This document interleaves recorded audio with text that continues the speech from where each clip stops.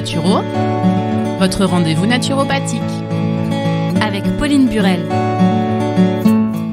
Allô Naturo, en compagnie de Pauline chaque mardi sur les ondes d'RCB. Bonjour Pauline. Bonjour Tamara, bonjour à toutes et à tous. On espère que vous vous portez bien et pour cette nouvelle chronique, Pauline va nous parler de la gestion du stress et c'est la première partie. Oui, tout à fait. Donc aujourd'hui, je vais vous parler du stress, mais du mauvais stress. Le stress est un outil de survie pour un être, qu'il soit humain ou animal, et il est donc physiologique. Là où il devient délétère, c'est quand il devient chronique. Le stress a été décrit par le docteur Hans Selye, un médecin canadien dans les années 1930 environ. Il a étudié le mécanisme et il a défini la réponse qu'on appelle le fight or flight, c'est-à-dire soit on combat, soit on fuit. Et là où se pose vraiment le problème, c'est quand on a une paralysie de situation, c'est-à-dire qu'on ne peut ni se battre, ni fuir, et là ça va conduire à des désordres neuro-psycho-immunologiques. Donc concrètement, qu'est-ce qu'il se passe dans notre corps quand on est stressé, Pauline ? En cas de stress aigu, donc vraiment le moment du stress, donc physiologique, normal, qui va durer un temps donné. Donc par exemple, je suis seule dans la savane et je vois un lion devant moi. Paf, mon corps déclenche le stress. Donc il y a le choc, les jambes molles, les poils qui se hérissent, le coup de massue, les sueurs froides. Ensuite, il y a le corps qui va se mobiliser en 2 phases. La première phase qui est la phase d'alarme, c'est la libération d'adrénaline. Le corps renforce les perceptions, la force musculaire et les réflexes. On est en vigilance pour voir si on combat ou si on fuit. L'afflux de sang va diminuer au niveau de la digestion et le corps va éventuellement se vider pour s'alléger et courir plus vite. Donc c'est pour ça qu'il y a certaines personnes qui, quand elles sont stressées, elles ont des diarrhées, des vomissements, l'appétit coupé, etc. Donc désordre digestif. On va avoir aussi les pupilles et les bronches qui vont se dilater et la sudation va augmenter ainsi que la contraction musculaire, y compris cardiaque, donc augmentation de la tension et des battements de cœur à la minute. Puis, il va y avoir la phase de résistance qui va se déclencher après quelques minutes. Donc ça, c'est libération d'endorphines, de cortisol, de dopamine et de sérotonine. Augmentation dans le sang du cholestérol, du sucre, des facteurs de coagulation, inhibition des globules blancs, le système immunitaire. Le corps se concentre sur la réponse à l'élément du stress pour pouvoir fuir ou combattre de manière efficace. Donc ces 2 premières phases sont ce qu'on appelle le stress bénéfique pour nous aider à répondre à un élément de stress, par exemple un examen, une présentation importante au travail, un événement sportif, etc. Donc pour être au maximum de ses possibilités. Mais si cette situation stressante dure trop longtemps ou revient trop souvent, ou alors si on est de nature aussi anxieuse et qu'on n'arrive pas à arrêter ce stress, alors arrive une 3e phase qui, elle, est mauvaise, c'est l'épuisement. Donc le corps perd trop de minéraux et de vitamines et s'installe des désordres métaboliques, le corps est épuisé, ça peut entraîner des désordres digestifs, des tensions musculaires, augmentation de la sudation, augmentation des risques cardiovasculaires, augmentation de la tension, insomnie, migraine, hypercholestérolémie, diabète, troubles cutanés, c'est-à-dire psoriasis, eczéma, chute de cheveux, acné, allergie, dépression, parce qu'on va avoir les neuromédiateurs qui vont s'épuiser aussi, ceux dont j'ai parlé, les neuromédiateurs, endorphines, sérotonine, dopamine, ceux qui nous aident à garder notre bonne humeur, etc.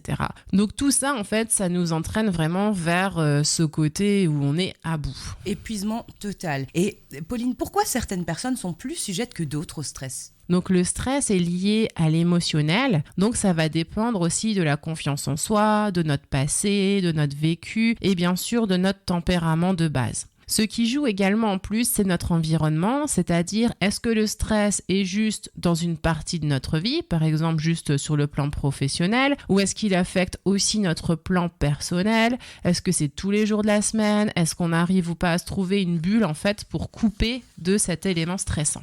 Et il y a ce qu'on appelle le coping, C-O-P-I-N-G. C'est l'ensemble des stratégies qu'on va mettre en place pour réussir à se couper de cet agent déclencheur de stress. Et c'est quelque chose qui est inné chez certaines personnes qui vont le faire naturellement et d'autres personnes vont devoir apprendre à faire ce cheminement et à mettre en place cette stratégie. Alors, comment ça se passe ?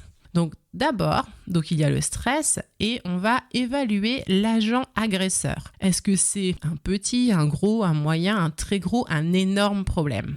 Donc déjà ça c'est important, c'est relativiser. Puis on va faire le bilan de ses ressources. Est-ce que je vais combattre? Est-ce que j'ai les capacités pour? Ou alors est-ce que je fuis parce que je n'ai pas les capacités ou qu'en fait ça ne vaut pas le coup? Ces deux étapes sont très influencées par notre histoire et notre niveau de confiance en nous-mêmes. Il faut essayer d'être vraiment objectif et c'est là que peuvent intervenir aussi les amis, les personnes de confiance qui nous connaissent bien pour nous aider à bien répondre à ces deux questions, l'évaluation de l'agent agresseur et le bilan de ses ressources. Donc si vous êtes quelqu'un qui n'a pas l'habitude de faire ça, faites-vous accompagner pour ça. Puis, on va mettre en place une stratégie d'adaptation. Donc, on va réussir à diminuer l'impact de l'agent agresseur sur nous et ou également diminuer notre réaction au stress et calmer nos émotions. Et enfin, la dernière étape, c'est de faire le bilan et de recommencer la boucle pour réajuster et encore améliorer la situation de stress jusqu'à ce qu'elle disparaisse complètement. Ce qui est aussi important là-dedans, c'est la notion de récompense et ça va répondre peut-être à certaines interrogations. En fait, c'est géré par l'hypothalamus qui va générer une sensation agréable de plaisir suite à la réussite de la gestion du processus grâce à 3 substances, la sérotonine, la noradrénaline et la dopamine. Et ce qui est intéressant de noter, c'est que le chocolat, l'alcool, et la cigarette stimule la sécrétion de ces 3 substances. Donc, ceci explique cela.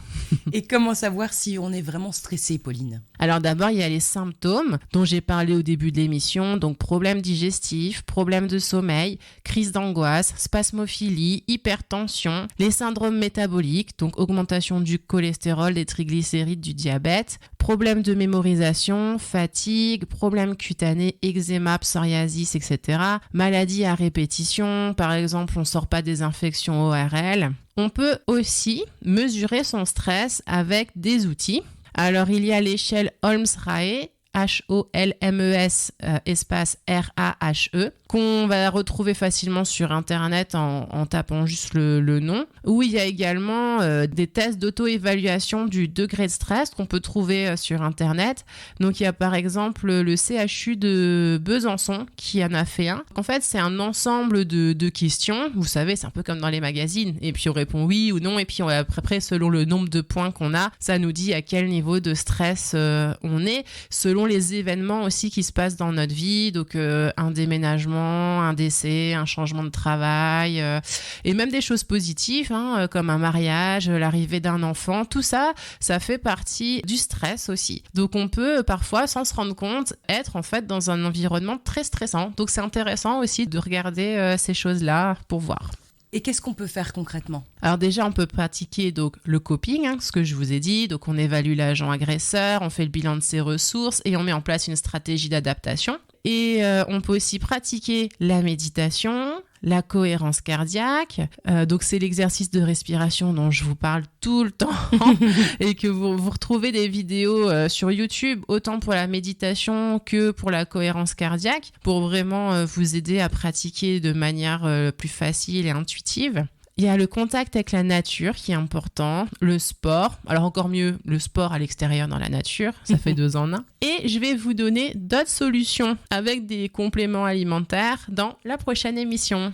Du coup, vous l'aurez compris, la partie 2, c'est mardi prochain en compagnie de Pauline. En attendant, merci Pauline pour tous ces petits éléments qui nous éclairent un petit peu plus sur les situations de stress. En attendant, prenez bien soin de vous, essayez de stresser le moins possible. Et puis la suite des solutions, c'est la semaine prochaine. Salut Pauline, à la semaine prochaine. Salut Tamara, bonne journée à toutes et à tous.